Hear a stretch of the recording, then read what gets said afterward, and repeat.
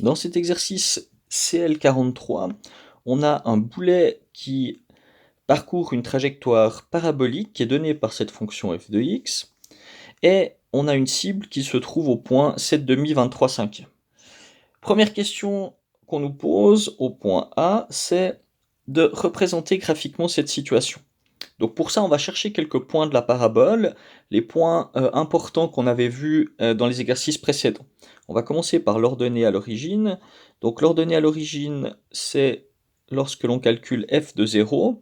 Ici, on voit bien que si on remplace x par 0 dans cette expression algébrique, eh bien, tout va disparaître, il va rester 0. Donc l'ordonnée à l'origine, c'est le point 0, 0, c'est la position du canon, donc à l'intersection des deux axes. Maintenant, cherchons les zéros de la fonction. Alors il y en a un qui est déjà connu, c'est 0, 0, mais on va essayer d'en trouver un deuxième. Pour ça, on doit résoudre l'équation f de x égale 0, donc dans notre cas, moins x carré sur 10 plus 5 tiers de x égale 0.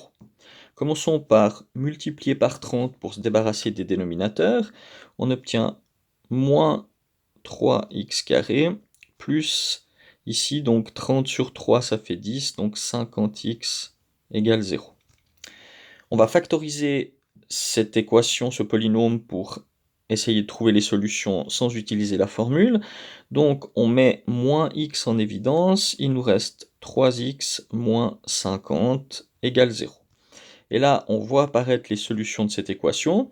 0, qu'on connaissait déjà puisqu'on avait trouvé l'ordonnée à l'origine en 0, 0, et 50 sur 3, qui sera donc le deuxième 0, ça fait 16,6 périodique. Donc là, on a le deuxième 0. Cherchons maintenant le sommet de notre parabole. Donc pour trouver la première coordonnée du sommet SX, on va remplacer x par, enfin on va calculer moins b sur 2a. Donc moins b sur 2a, dans notre expression ici, moins b, on doit changer le signe, ce sera donc moins 5 sur 3. Et 2a, a c'est moins 1 sur 10, donc ça fera moins 2 sur 10. Diviser par une fraction, c'est la même chose que de multiplier par son inverse. Donc moins 5 sur 3 fois moins 10 sur 2. On peut simplifier 10 et 2 avant de multiplier 5 et 1. Il nous reste donc 25 sur 3. Donc la première coordonnée du sommet, c'est 25 tiers, ce qui fait à peu près 8, enfin exactement 8,3 périodiques. Maintenant, calculons la deuxième coordonnée du sommet. On l'obtient en remplaçant x dans l'expression de la fonction par la première coordonnée trouvée. Donc, c'est-à-dire en calculant f de moins b sur 2a. Donc, on va remplacer par 25 tiers, x par 25 tiers dans notre expression fonctionnelle. Donc, ça va faire moins 25 tiers au carré sur 10 plus 5 fois 25 tiers sur 3. Alors 25 au carré, ça fait 625 sur 9, puisque le 3 est aussi au carré, avec un signe moins, et tout ça sur 10. Ici, on obtient 5 fois 25, ça fait 125. On divise par 3, puis encore une division par 3, donc sur 9. Maintenant, quand on divise par 9, c'est la même chose que de multiplier par 1 sur 10, donc on va obtenir moins 625 sur 90. Et puis le deuxième, on va le mettre au même dénominateur pour pouvoir simplifier. On amplifie par 10, ça fait donc 1250 sur 90. Voilà, on effectue le calcul, donc il reste 90 en bas. 1250 moins 625, ça fait 625 sur 90. Donc 625 sur 90, si je calcule ce que ça donne, ça nous fait à peu près 6,94. Donc le sommet de notre parabole, ce sera donc 25 tiers et puis 625 sur 90. Alors, on va reporter déjà ces points sur GeoGebra. Donc ici, j'ai déjà mis le point A qui est la cible en rouge. Donc le point 0, 0, voilà le point B 0, 0 qui se trouve à l'intersection des deux axes. Le point 50 tiers 0 qui se trouve ici, c'est le point C. Le sommet, 25 tiers 625 sur 90, il est ici. Donc voilà, on a une idée un petit peu de ce que va donner la parabole. Donc le boulet va partir du point B, il va monter avec une trajectoire parabolique jusqu'au point D, puis redescendre jusqu'au point C. Si on voulait représenter ça précisément, il faudrait qu'on cherche encore quelques points, donc qu'on calcule que vaut la fonction quand x vaut par exemple 2, quand x vaut 4, quand x vaut 6, pour avoir quelques points intermédiaires, pour avoir une meilleure idée de la forme de la fonction. Ici avec GeoGebra, je vais directement lui demander de le faire, donc voilà ce que ça donne.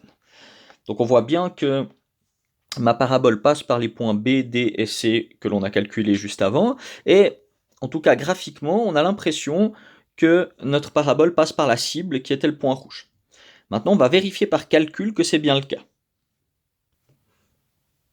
Voilà, donc nous allons vérifier par calcul. Pour ça, nous allons calculer f de 7,5, c'est-à-dire on va remplacer x par la première coordonnée de la cible.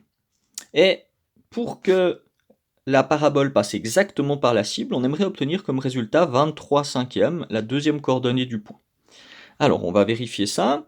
Donc, on obtient moins 7,5 au carré sur 10, plus 5 fois 7,5 sur 3.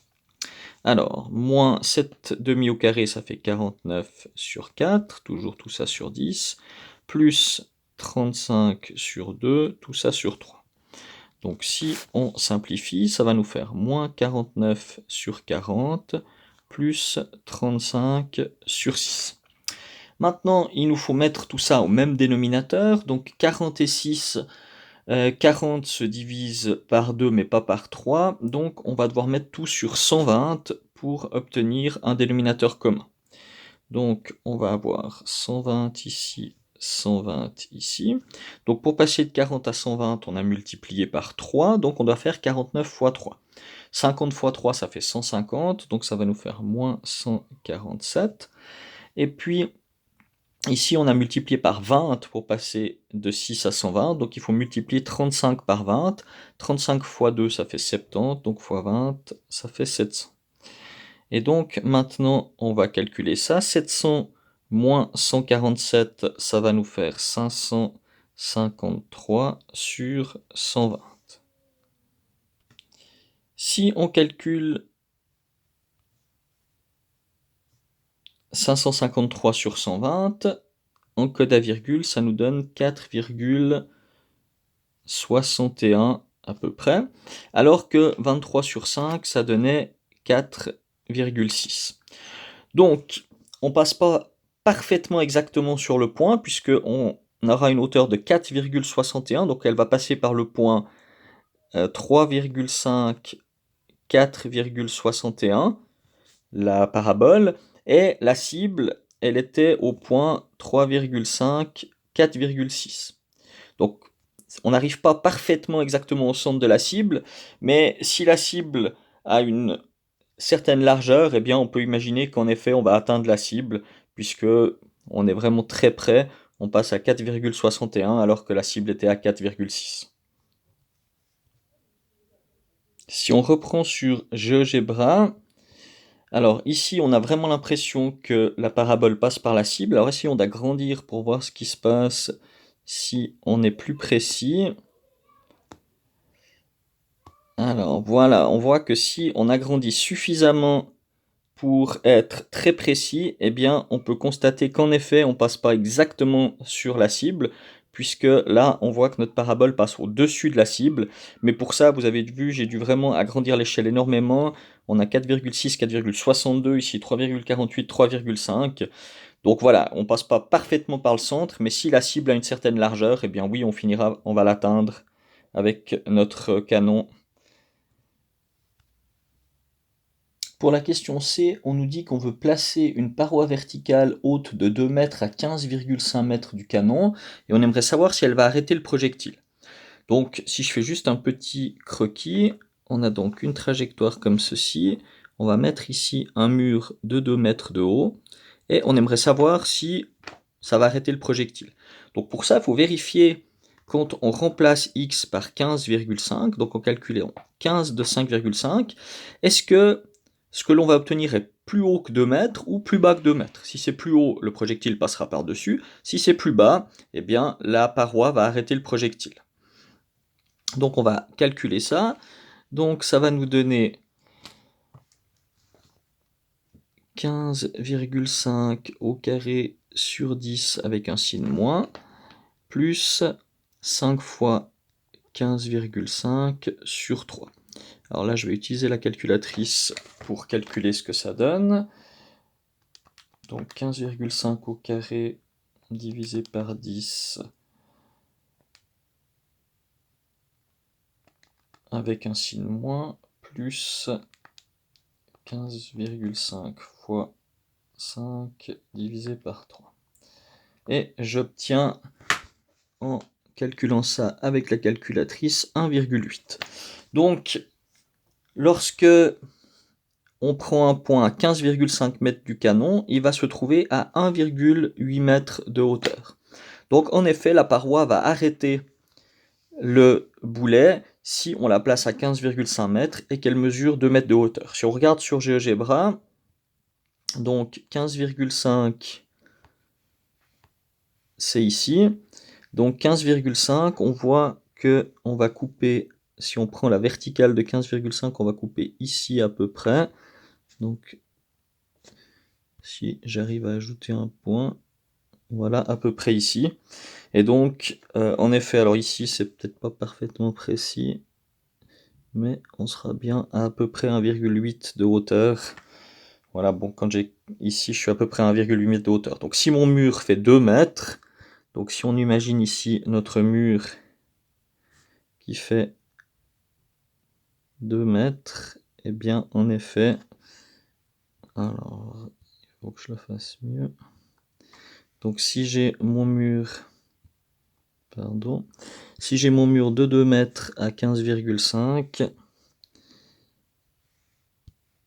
il va partir d'ici. Oh, j'arrive pas à sélectionner correctement. Il veut pas, il reste toujours sur la courbe. Bon. Mais on voit bien que 2 mètres, ça partirait d'ici un peu plus haut, là, et ici en bas, donc ça fonctionnerait.